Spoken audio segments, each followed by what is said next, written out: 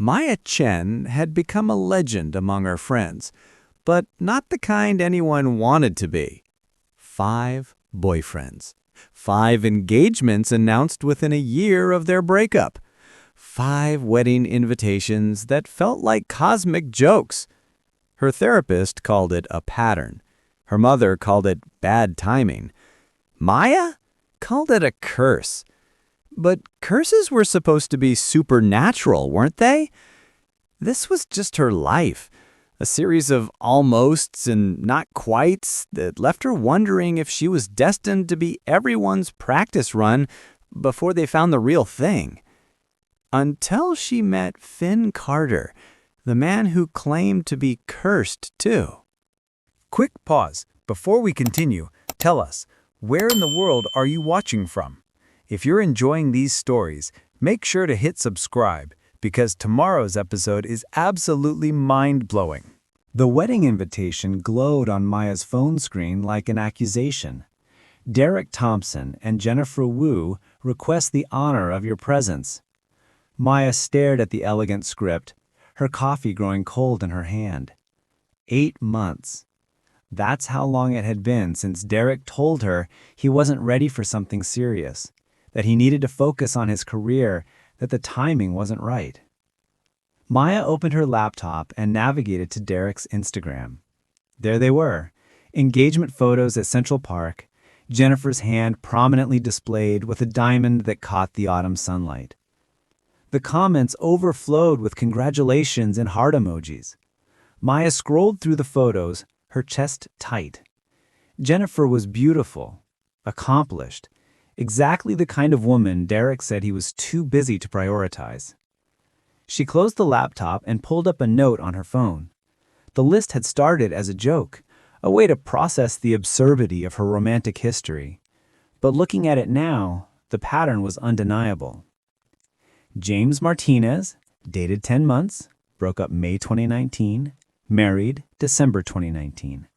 Lucas Bennett, dated 14 months, broke up January 2020, married November 2020. Aiden Foster, dated 8 months, broke up June 2021, married April 2022. Connor Hayes, dated 11 months, broke up September 2022, married July 2023. Derek Thompson, dated 9 months, broke up February 2024, engaged October 2024. Maya set her phone down and walked to the window of her Brooklyn studio apartment. The October morning was crisp, the kind of day that should have felt full of possibility. Instead, she felt like a character on a bad romantic comedy, except there was no meet-cute waiting around the corner, no charming stranger to break the cycle. Her phone buzzed. A text from her best friend. Saw Derek's engagement. You okay? Maya typed back a thumbs-up emoji, then deleted it. She wrote fine, then deleted that, too. Finally, she settled on therapy tomorrow. I'll survive. The truth was more complicated. Maya wasn't heartbroken over Derek specifically. She'd moved on months ago. What haunted her was the pattern itself, the undeniable evidence that she was somehow fundamentally wrong for long-term love. She was good enough to date, good enough to spend months with, but never good enough to keep. The next morning, Maya sat in Dr. Rachel Torres's office, the familiar space offering its usual quiet comfort. The therapist's office occupied the second floor of a brownstone in Park Slope, all warm lighting and carefully chosen neutral tones. 2 comfortable chairs faced each other, separated by a small table that currently held a box of tissues and a plant Maya could never identify. Dr. Torres waited patiently as Maya settled into her chair, her dark eyes attentive but not intrusive. She had a gift for silence, for creating space that demanded honesty. Maya pulled out her phone and showed Dr. Torres the wedding invitation. The therapist studied it, then looked up at Maya with an expression that wasn't quite sympathy. Maya explained the entire pattern, her voice steady despite the vulnerability of speaking it out loud. 5 relationships, 5 subsequent marriages to other women, all within a year of their breakup. Dr. Torres listened without interruption, occasionally making notes on her tablet. When Maya finished, Dr. Torres leaned back in her chair. She asked if Maya saw any common threads in these relationships beyond their endings. Maya considered the question. They were all successful men, all career-focused, all attractive in conventional ways. They all said they weren't ready for commitment, but clearly they had been, just not with her. Dr. Torres posed a different question. Had Maya ever pushed for more commitment in these relationships? Had she ever asked directly for engagement, for clearer futures, for deeper emotional intimacy? Maya felt the question land like a stone in her chest. She thought back through each relationship. There had been hints, gentle suggestions, but had she ever said directly what she wanted? Had she ever risked the discomfort of demanding more than these men initially offered? The answer was no. She'd always kept things comfortable, safe. She'd accepted their timelines, their boundaries, their explanations. She'd been the cool girlfriend, the understanding partner, the woman who didn't push too hard. Dr. Torres suggested something Maya hadn't considered. Perhaps these men weren't wrong for her because they weren't ready for commitment. Perhaps they were wrong for her because she chose men who wouldn't challenge her to be fully vulnerable, who allowed her to stay at a safe distance even while in a relationship. Maya left the session feeling exposed, like a nerve laid bare. The idea that she'd been complicit in her own pattern, that she'd chosen these outcomes in some unconscious way, was harder to accept than believing she was simply cursed. Back at her apartment, Maya tried to work on a marketing campaign for her tech startup job, but concentration eluded her. She closed her laptop and decided to check her mail. The elevator was out of service again, the third time that month. She took the stairs, her mind still circling Dr. Torres's questions. On the landing between the third and fourth floors, she collided with someone carrying a stack of boxes. The top box tumbled, spilling packing materials and what looked like art supplies. Maya immediately apologized and knelt to help gather the scattered items. The man she'd bumped into laughed, a genuine sound without any edge of annoyance. He said it was his fault for carrying too much at once. He had sandy brown hair that fell across his forehead, green eyes that crinkled at the corners, and the kind of casual attractiveness that came from not trying too hard. He introduced himself as Finn Carter. He lived in apartment 4C, had been there for about a year. Maya realized with some embarrassment that she'd never seen him before despite living in 2C for the same amount of time. Finn explained he worked from home as a freelance graphic designer, so his schedule didn't align with most people's comings and goings. They gathered the last of the scattered items, and Maya helped him carry a box up to his floor. At his door, Finn thanked her and made a self-deprecating joke about his inability to judge his own carrying capacity. There was something easy about the interaction, something that made Maya smile genuinely for the first time in days. Over the next week, Maya ran into Finn with surprising frequency.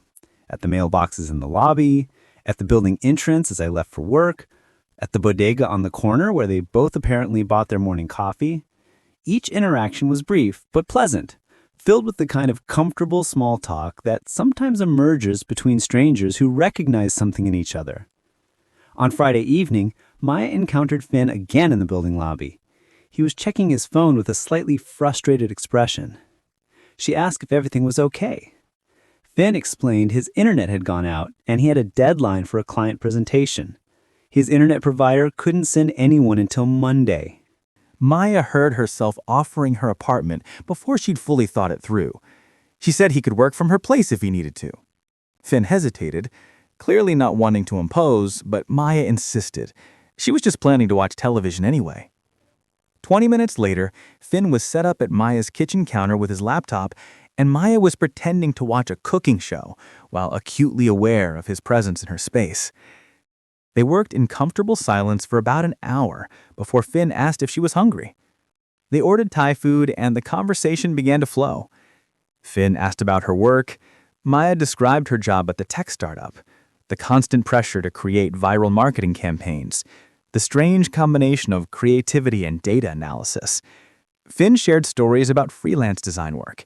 the feast or famine nature of client relationships, the loneliness of working alone.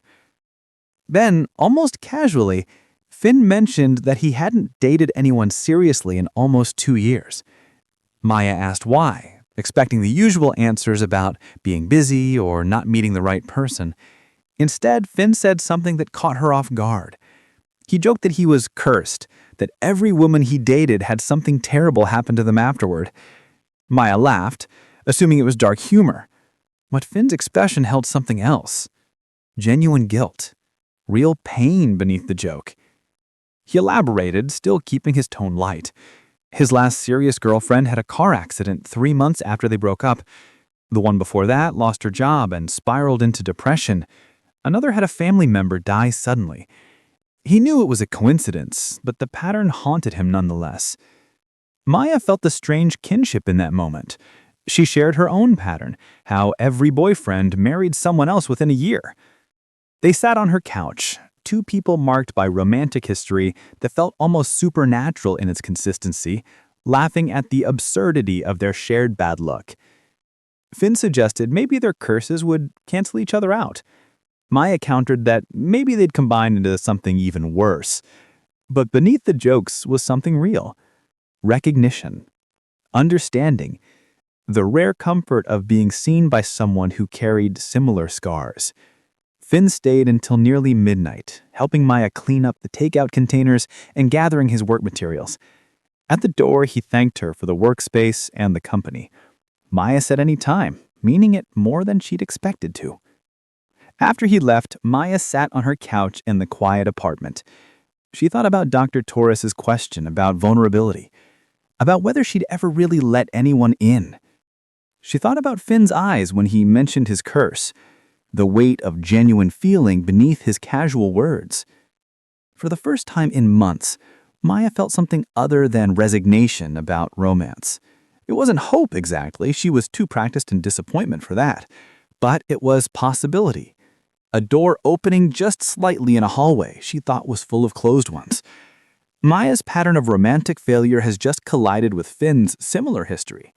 Two cursed people have found each other, but neither knows yet that their connection will force them to confront truths they've been hiding from, and that Finn's curse isn't superstition at all, but a devastating secret that will change everything. The following week brought an unexpected rhythm to Maya's life. Finn's internet provider continued to delay repairs, offering increasingly implausible explanations.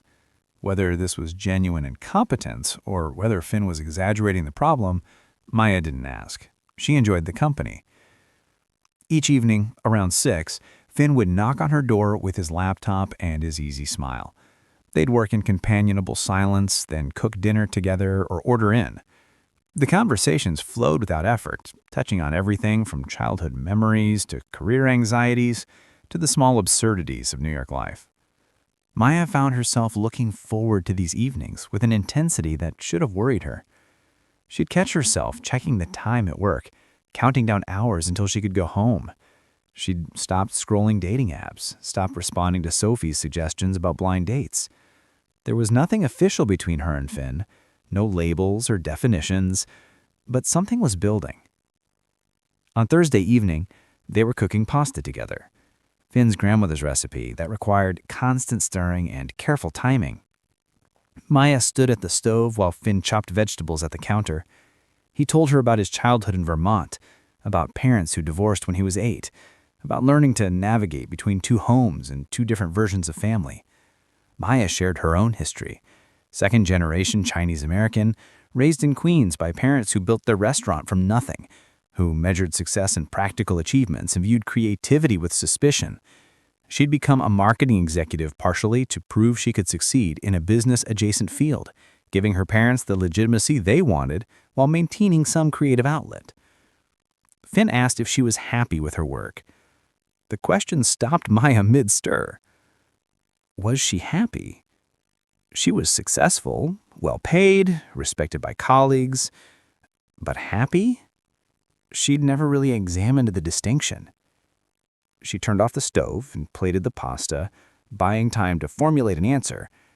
She said she was satisfied, which was different from happy. She'd built a life that looked right from the outside, but sometimes felt hollow.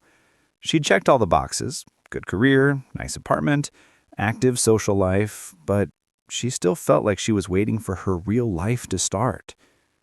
Finn looked at her with understanding that made her chest tight. He said he recognized that feeling, like being a supporting character in your own story. They ate dinner on the couch, the conversation shifting to lighter topics. But something had shifted between them. A new level of honesty had been established, a willingness to show the uncertain parts beneath their capable exteriors. After dinner, they watched a documentary about street artists in Sao Paulo. Maya was intensely aware of Finn's proximity on the couch, the small space between them that seemed to carry electric potential. At one point, Finn's hand rested near hers on the cushion, close enough that she could feel his warmth without touching.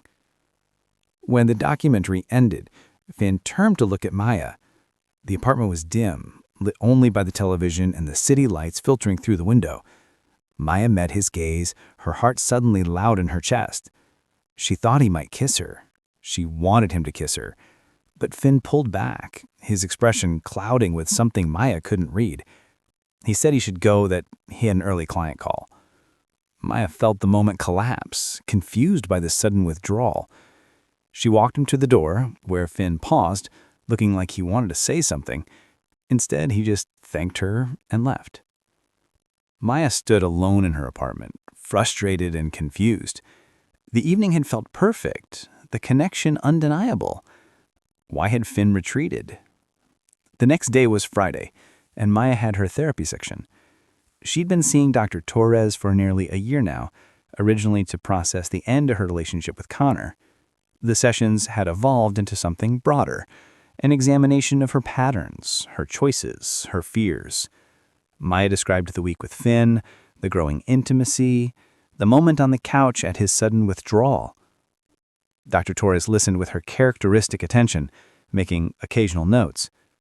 The therapist asked what Maya thought had stopped Finn from kissing her. Maya admitted she didn't know.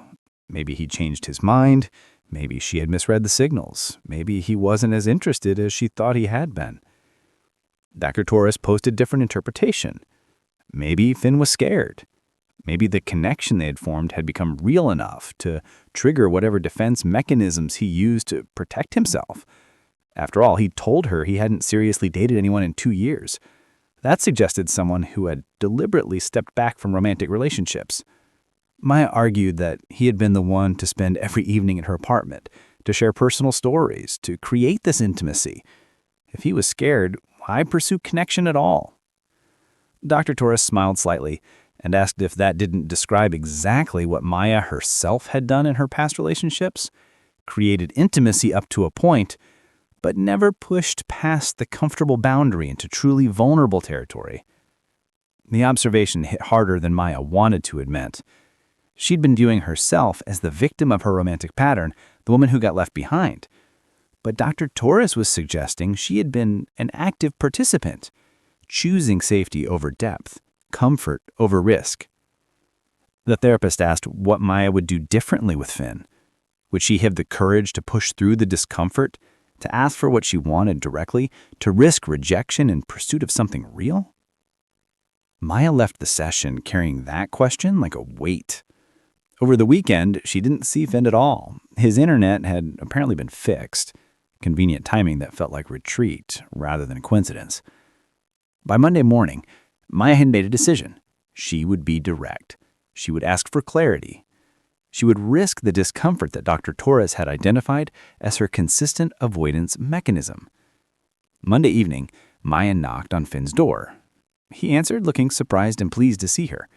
Maya didn't give herself time to reconsider.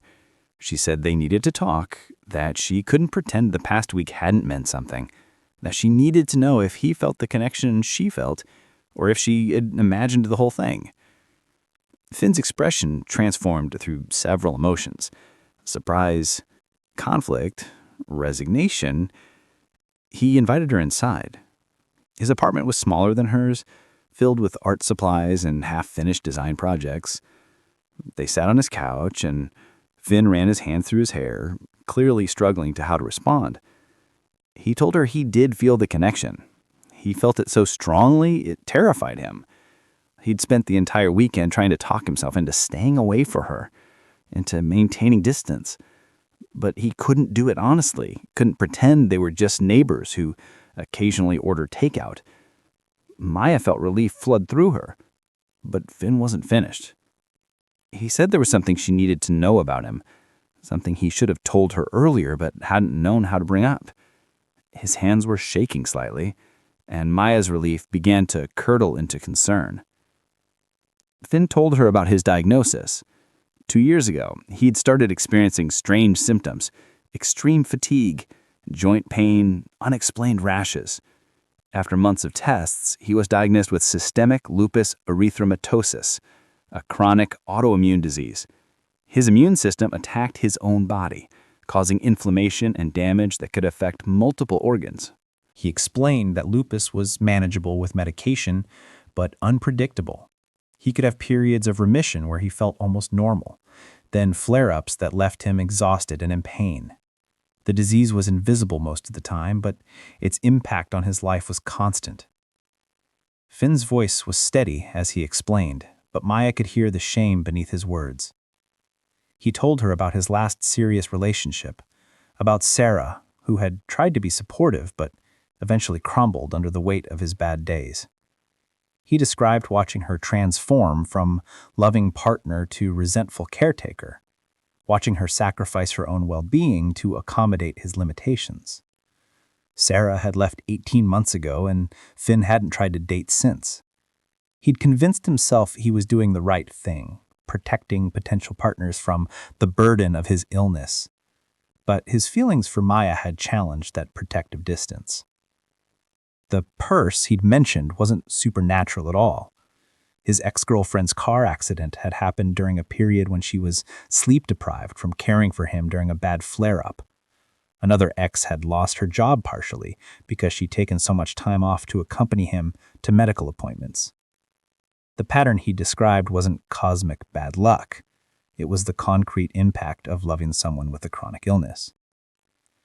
Finn finished speaking and looked at Maya with a mixture of hope and preemptive resignation. He said he understood if this changed things. If she needed to step back, he wouldn't blame her. He'd learned that chronic illness was a deal breaker for many people, and he couldn't ask her to sign up for something so difficult. Maya sat with the information, her mind working through implications. This wasn't what she'd expected. She'd prepared herself for emotional unavailability, for commitment issues, for the usual complications of modern dating. But this was concrete, medical, real in a way that felt overwhelming. She asked Finn why he'd let them get close if he'd already decided he couldn't be in a relationship. Why spend all those evenings together? Why create intimacy if he'd planned to retreat? Finn admitted he was selfish. Being with Maya felt good, felt normal in a way his life hadn't felt since his diagnosis. He'd told himself they were just friends, that he could manage his feelings. But he couldn't, and now he'd put her in an impossible position. Maya stood up, needing space to think.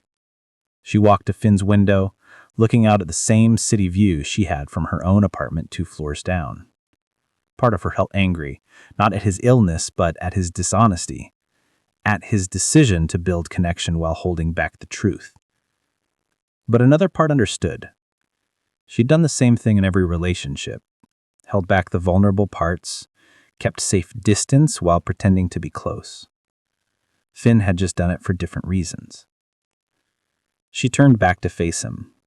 She said she needed time to process this, that she couldn't give him an answer right now. But she also told him she was grateful for his honesty, even if it came later than it should have. Finn nodded, accepting her need for space.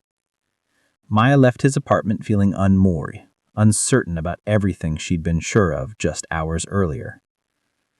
The truth is revealed. Finn isn't superstitious, he's sick. His chronic illness has become the barrier he's built between himself and love. Maya must now decide if she's ready for the kind of real vulnerability she's always avoided. But both of them are about to discover that the truth has layers neither has confronted yet. And the real curse isn't medical. It's the lies they told themselves about what they deserve. Telling and preparing this story took us a lot of time. So if you're enjoying it, subscribe to our channel. It means a lot to us. Now back to the story. Maya didn't sleep well that night. She lay in bed replaying Finn's confession, examining her own reaction, questioning what she felt and why she felt it.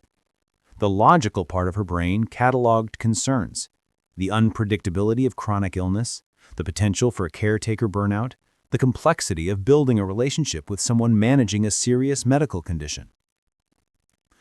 But beneath the practical concerns was something else: fear that had nothing to do with lupus specifically. Fear of being needed in ways she might fail to meet. Fear of not being enough when it mattered most. Fear of discovering she was as incapable of deep commitment as the men she'd dated. By morning, Maya had talked herself in circles. She went to work and moved through meetings on autopilot, her mind elsewhere. Sophie noticed immediately, cornering her in the break room to ask what was wrong. Maya found herself telling Sophie everything: the past weeks with Finn, the connection, the diagnosis, her confusion. Sophie listened without interruption, then asked a question Maya hadn't expected. "Do you care about him?" Maya admitted she did, more than she'd allowed herself to care about anyone in years. Sophie pointed out that caring about someone meant accepting all of them, not just the easy parts. She asked if Maya would feel differently if Finn had revealed a different kind of challenge: debt, a difficult family situation, or anxiety disorder. The question made Maya uncomfortable because the answer was probably no. She'd be able to rationalize those challenges as manageable, but chronic illness felt different, more permanent, more concretely limiting. Sophie suggested gently that maybe Maya was looking for reasons to retreat because the relationship had become real enough to be truly frightening. Maybe Finn's diagnosis was just the excuse she'd been unconsciously waiting for. Maya wanted to argue but couldn't. She spent the rest of the day sitting with Sophie's observation, testing its truth against her own self-awareness. That evening, Maya returned to her apartment to find a note stripped under her door. Finn's handwriting was neat, controlled. The note was brief. He wanted to apologize for putting his feelings before honesty, for creating a situation where she felt obligated to respond. He said he understood if she needed space, that he wouldn't push for any particular outcome. He valued their friendship and didn't want to lose it entirely, even if romance wasn't possible. The careful tone made Maya ache. She could hear Finn's voice in the words, could picture him writing and rewriting to achieve the right balance of honesty and restraint. She picked up her phone to text him, then set it down. She wasn't ready yet. She needed to understand her own feelings before she could offer any clarity to Finn. Wednesday morning, Maya had a therapy session scheduled. She'd emailed Dr. Torres the day before, asking if they could meet earlier than their usual Friday time. The therapist had accommodated, sensing urgency. Maya sat in the familiar office and recounted everything: Finn's diagnosis, her confusion, Sophie's observation about looking for exits. The therapist listened with her characteristic patience, occasionally asking clarifying questions. When Maya finished, the therapist was quiet for a moment, then posed a question. What scared Maya the most? Finn's illness or the depth of feelings she developed for him? Maya started to answer automatically, to say obviously the illness, but Dr. Torres raised her hand. She asked Maya to really consider the question, to examine her fear honestly. Maya sat with the discomfort. She thought about the moment on her couch before Finn pulled away, how badly she'd wanted him to kiss her. She thought about the evenings they'd spent together, how natural and right they'd felt. She thought about learning of his diagnosis, and the relief she'd felt mixed with her concern. The relief was telling. Part of her had been waiting for the reason this wouldn't work, for the evidence that she should protect herself. Finn's diagnosis had provided that evidence on a silver platter. Dr. Torres asked if Maya noticed the pattern repeating itself. In every previous relationship, Maya had chosen men who ultimately didn't choose her back, allowing her to be the hurt party without ever having to risk being the one who hurt someone else. With Finn, she couldn't play that role. He'd been honest about his feelings. He wanted to be with her but didn't think he should be. The decision, the vulnerability, the potential for both hurt and happiness, it all rested with Maya. The observation landed like a diagnosis of its own. Maya had always seen herself as the victim of her romantic pattern, but Dr. Torres was showing her how she'd engineered it. She'd chosen unavailable men because their unavailability protected her from having to be fully available herself. Dr. Torres asked what Maya wanted, setting aside all the fears and practical concerns. If she could have exactly what she desired, what would it be? Maya's answer came without hesitation. She wanted Finn. She wanted more evenings on her couch, more conversations that stretched past midnight, more of the ease and understanding they'd found together. She wanted to know what it felt like to be with him without walls between them. The therapist nodded, then asked the harder question. Was Maya willing to do the work of being vulnerable enough to have that? Was she willing to stay when things got difficult? To communicate when she felt scared? To ask for what she needed instead of withdrawing into self-protection? Maya said she didn't know if she could. She didn't have a great track record with vulnerability. Every instinct told her to retreat, to protect herself, to avoid potential pain. The therapist leaned forward slightly. She said growth was uncomfortable by definition. If Maya wanted different outcomes, she had to make different choices, even when those choices felt terrifying. She could let fear drive her decisions, or she could acknowledge the fear and act despite it. The session ended with homework. Maya was to write down what she wanted to say to Finn, to articulate her feelings and fears without censoring them. She didn't have to share what she wrote, but the act of writing would clarify her own truth. That evening, Maya sat at her kitchen counter with her laptop open. She started writing, expecting a few paragraphs. Instead, words poured out. Her fear of inadequacy, her pattern of choosing safe unavailability, her genuine feelings for Finn, her terror at the idea of being needed in ways she might fail to meet. She wrote about growing up watching her parents' relationship, practical and stable, but never openly affectionate. She wrote about learning that love was demonstrated through action and sacrifice, rather than spoken aloud. She wrote about becoming an adult who could maintain surface intimacy without ever diving deep.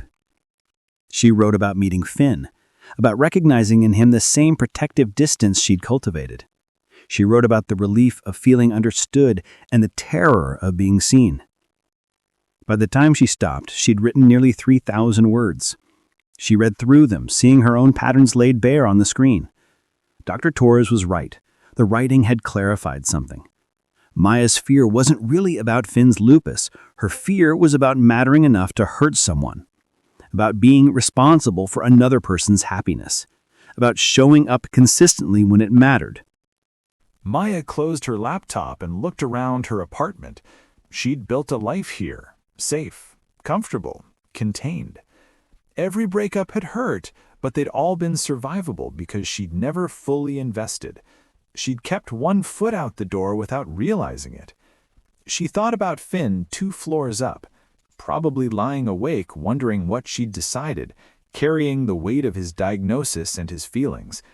She thought about the note he'd slipped under her door, the careful words that tried to give her an exit. Maya made a decision. She opened her laptop and began composing an email to Finn. She wrote late into the night, choosing each word carefully. When she finally hit send at 2 a.m., she felt simultaneously terrified and certain. The email didn't promise forever or pretend she wasn't scared. It acknowledged the complexity of what they'd faced together. But it also said clearly what she wanted. She wanted to try. She wanted to be with him, honestly and completely, without pretending it would be easy or that she had all the answers. She wanted to stop being the supporting character in her own story. Maya has confronted her pattern and made her choice. She wants to try with Finn, fear and all. But neither of them knows that the biggest revelation is still coming, a truth that will shatter everything they think they understand about each other and about the stories they've told themselves. The real curse isn't illness or bad luck, it's deception, and both Maya and Finn have been lying about more than they realize. Finn responded to Maya's email within an hour, asking if they could talk in person. Thursday evening, Maya knocked on his door with her heart racing. Finn opened it immediately, as if he'd been waiting right there. They sat on his couch, the same place he'd confessed about his lupus days earlier. Finn looked exhausted, like he hadn't slept since their last conversation. He thanked her for the email, said it meant more than she could know. Maya interrupted him. She said she needed to be direct because she'd spent too many years being indirect, and it had gotten her nowhere. She told him she wanted to be with him, fully and honestly. She was scared, terrified actually, but she was done letting fear make her decisions. Finn's expression transformed with relief and joy, but something else lingered there too. Conflict, hesitation. Maya recognized it instantly, that look of someone holding something back. She asked what he wasn't saying. Finn hesitated, clearly debating himself. Finally, he said there was more she needed to know about his medical situation. The lupus diagnosis was true, but it wasn't complete. Maya's stomach dropped. She asked him to tell her everything, no more partial truths. Finn explained that his lupus diagnosis had come with complications. He developed lupus nephritis, inflammation of the kidneys that could lead to kidney failure. His current medication regime was managing it, but his doctors had been clear.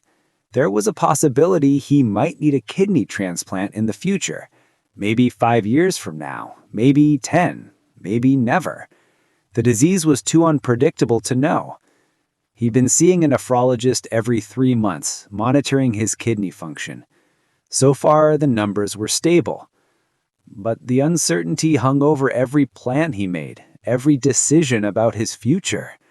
How could he ask someone to build a life with him when that life might include dialysis, transplant surgery, and all the medical complexity that came with kidney disease? Maya absorbed this information, feeling it settle like lead in her chest.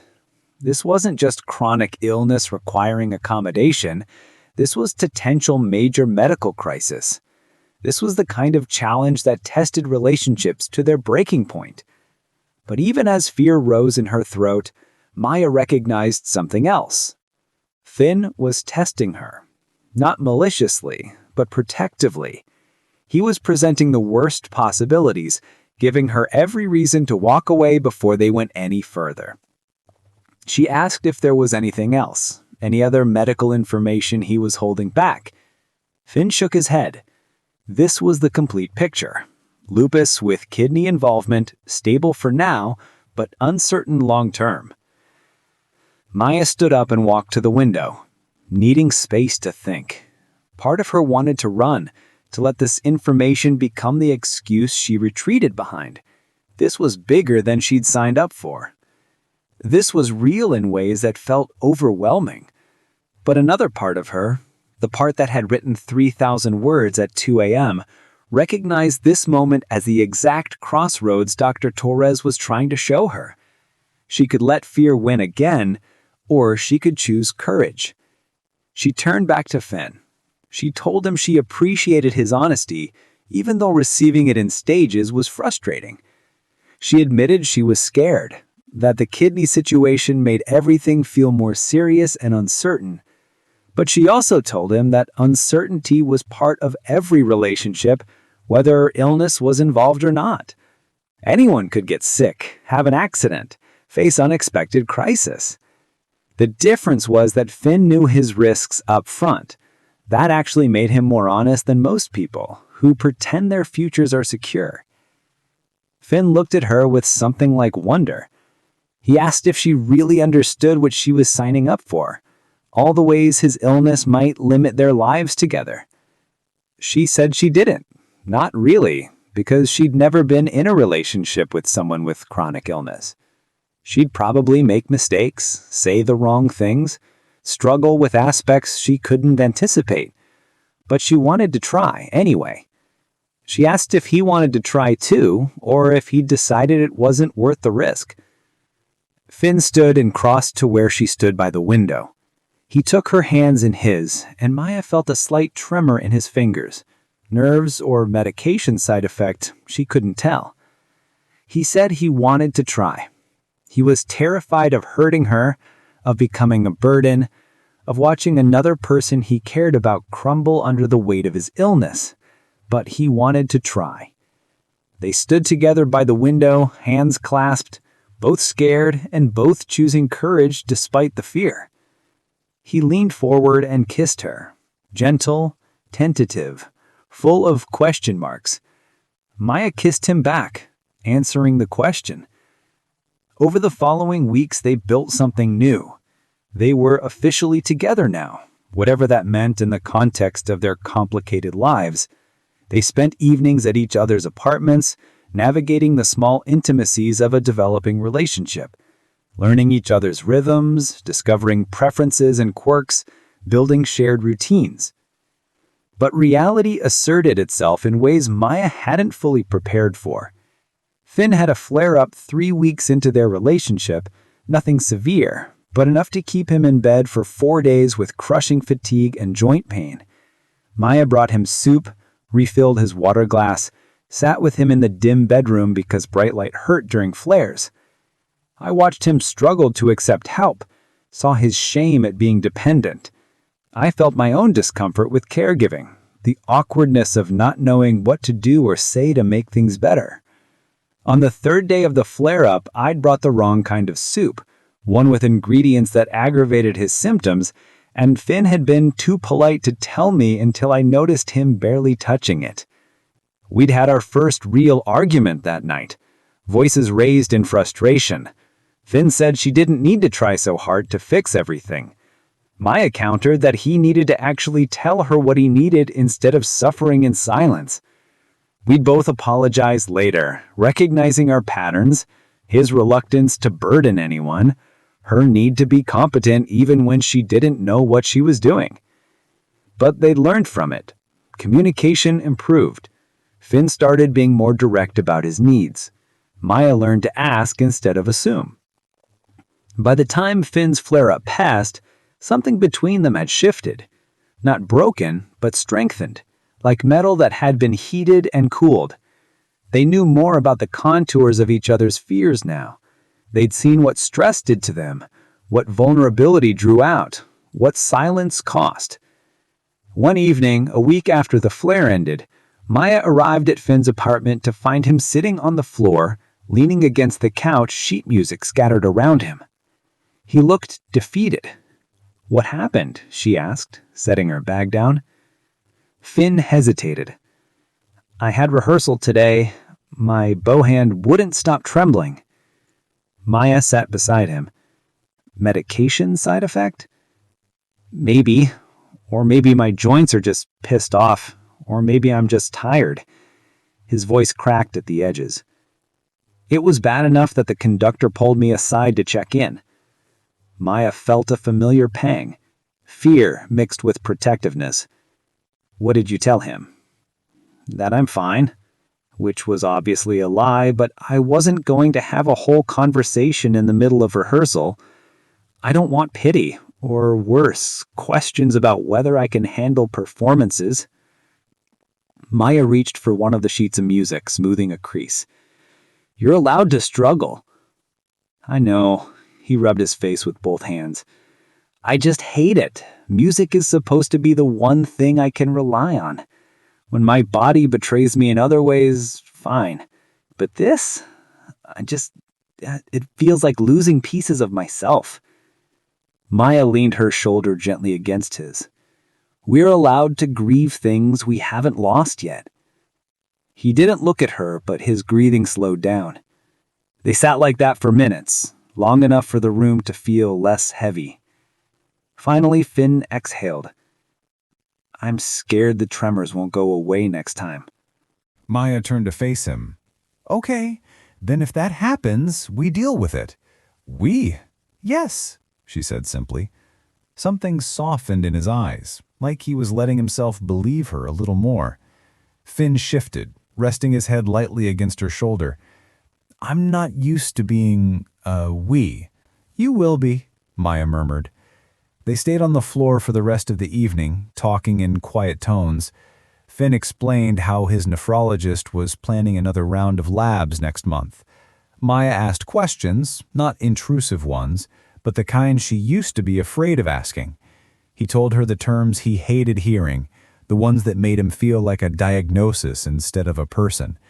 She told him the fears she'd been pretending she didn't have, like the possibility of loving someone who might one day need more from her than she could give.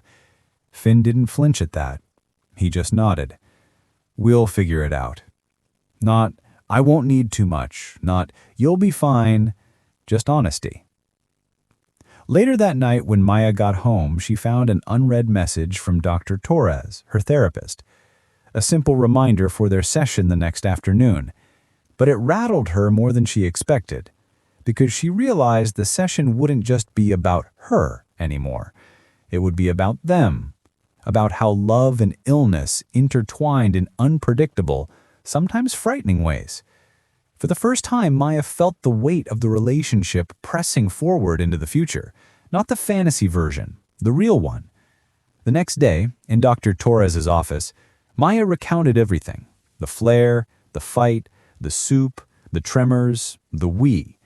Dr. Torres listened, pen resting on her knee but unmoving.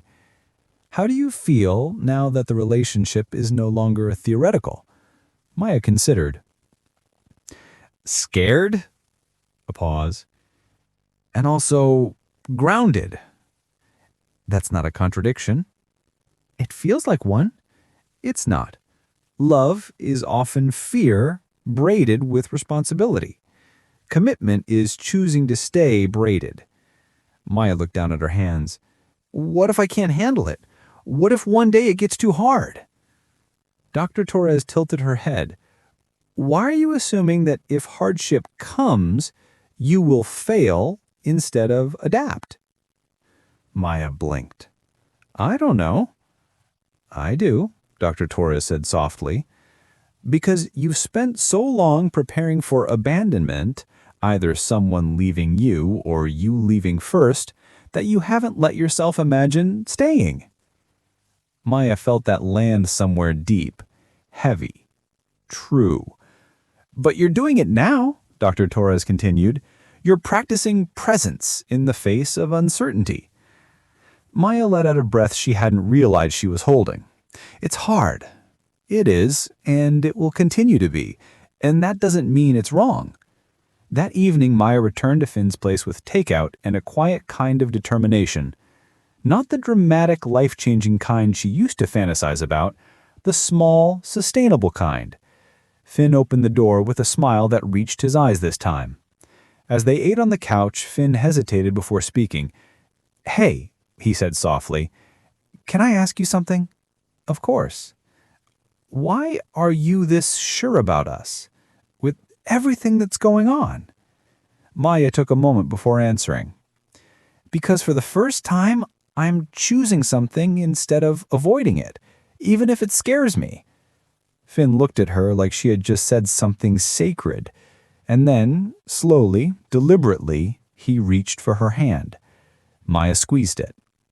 The room felt steady.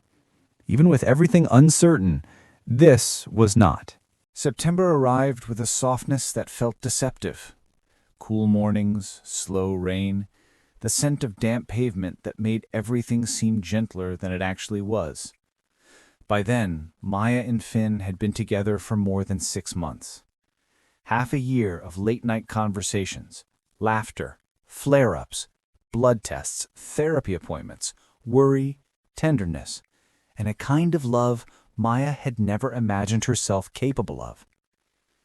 They had built something real, earned, not romanticized, which was why the cracks, when they started, felt like betrayal. Not of each other, of life. It began with fatigue. Not Finn's, Maya's.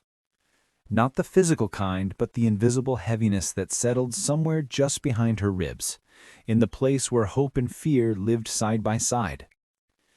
She didn't notice it at first, not until the day she left work and realized she didn't want to go to Finn's apartment even though she loved him, Not because he had done anything wrong, not because of a fight, but because she was tired. Tired of worrying. Tired of bracing. Tired of always feeling like she had to anticipate something. Another flare, another bad lab result, another tremor he tried to hide. Tired of being so needed and so helpless at the same time. When she got to his place that night, he was on the couch with a heating pad on his lower back. A low-grade flare. Nothing dramatic, nothing new. But when he looked up at her and forced a smile, trying so hard not to burden her with it, something in Maya quietly folded in on itself. She kissed his forehead. She sat beside him. She asked how he felt, but something inside her was beginning to fray. 2 weeks later, during one of their dinners at her apartment, Finn dropped his fork.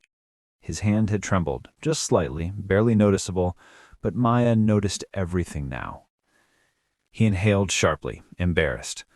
"Sorry, I didn't sleep well." Maya's chest tightened. "Do you need to rest?"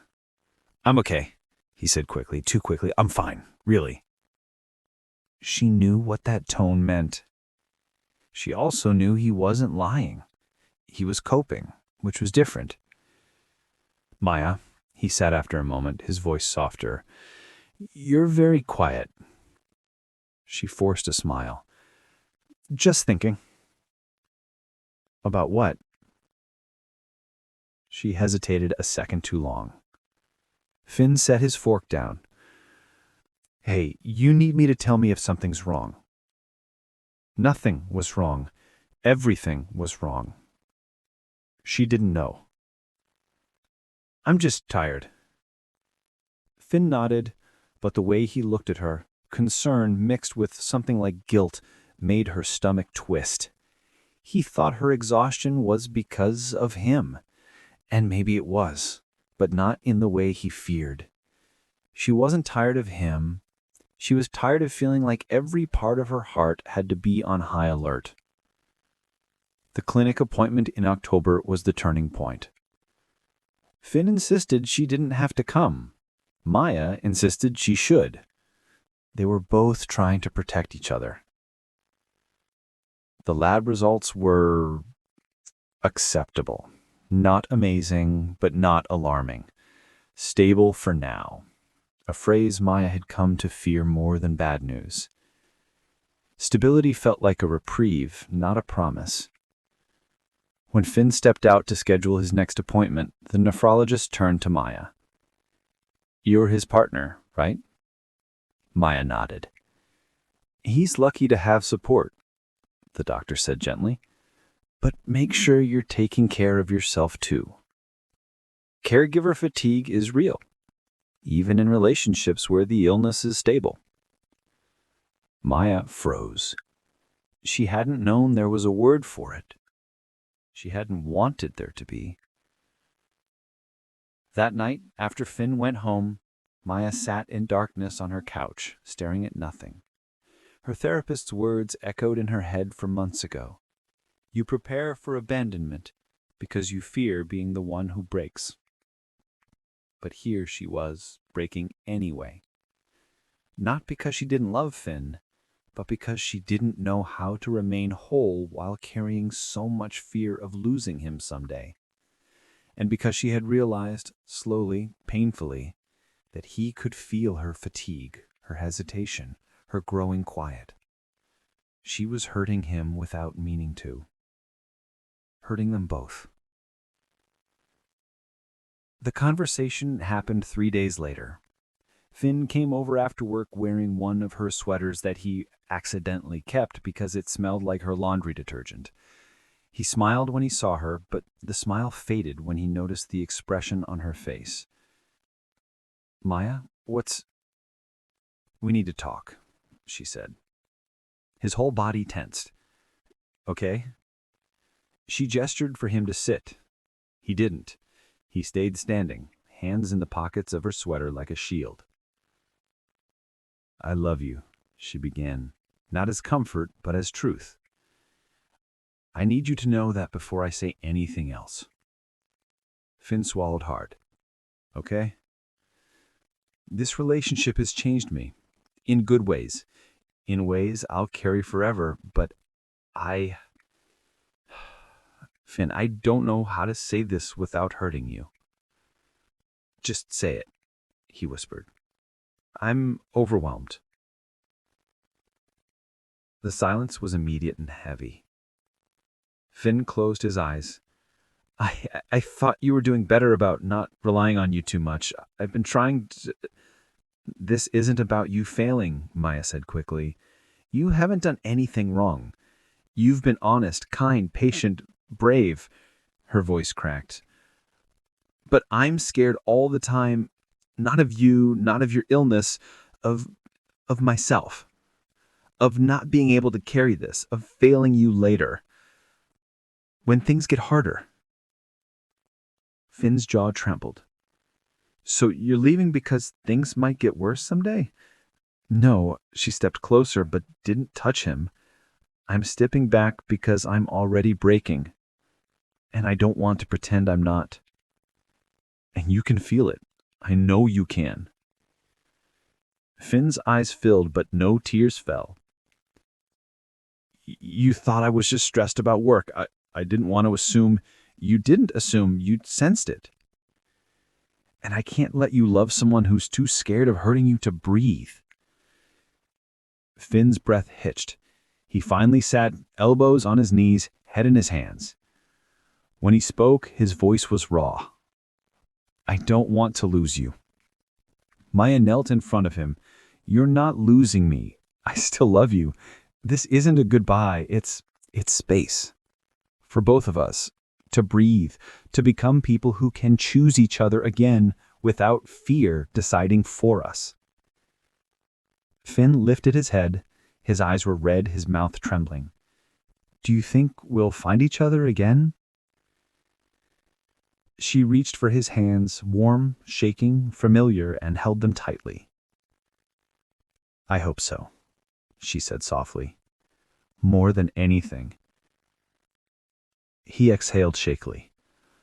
Okay, he whispered. Okay. They sat there on the floor, holding each other's hands, crying quietly. Not like people ending a relationship, but like people placing something delicate and beloved down gently because gripping it harder would only break it faster. After a long time, Finn leaned forward and pressed his forehead to hers. I love you, he murmured. Maya closed her eyes. I love you too. It wasn't closure. It wasn't a clean break. It wasn't even a decision made with certainty. It was simply the truth.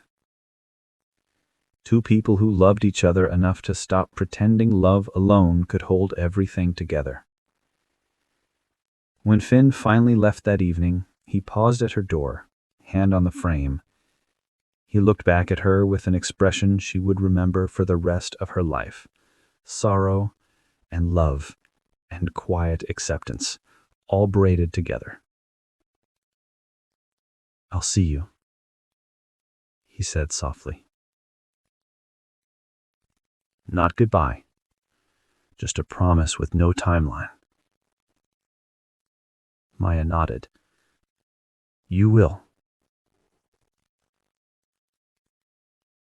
The door closed gently, and Maya, standing alone in the soft September night, felt something inside her break. Quietly, cleanly, and with love. Up next, 2 more incredible stories are waiting for you right on your screen. If you enjoyed this one, you won't want to miss these. Just click to watch and don't forget to subscribe.